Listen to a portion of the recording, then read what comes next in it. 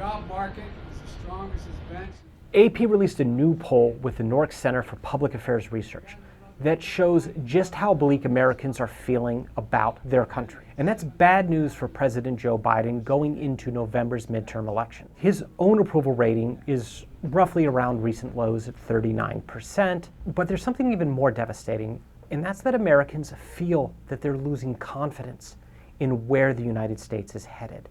Only 14% said the U.S. is heading in the right direction, and many of them feel that it's going in the wrong direction. Now, not all of that is President Biden's responsibility, in the sense that we took this poll as the Supreme Court released its decision about Roe versus Wade overturning national abortion protections. We've taken this poll as the January 6th committee hearings have taken place. We've seen the issues with gas at $5 a gallon, the war in Ukraine after Russia's invasion in February, and the continued and persistent partisan and political divides that often shape how people feel about the future of their country.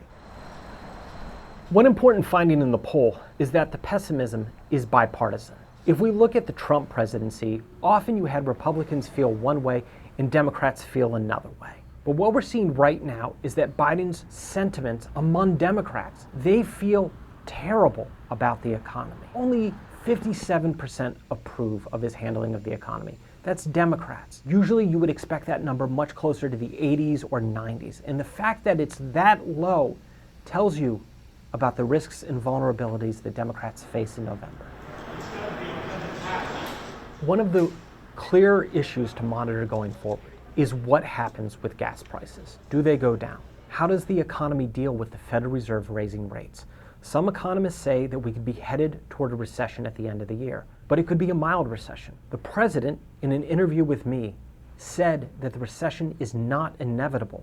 He still sees a path out. And it could be that if we beat inflation and the economic outlook appears to be strong enough, that voters will feel better. But that depends on the data coming out on consumer spending, economic growth, and the unemployment rate, and consumer prices in the months ahead.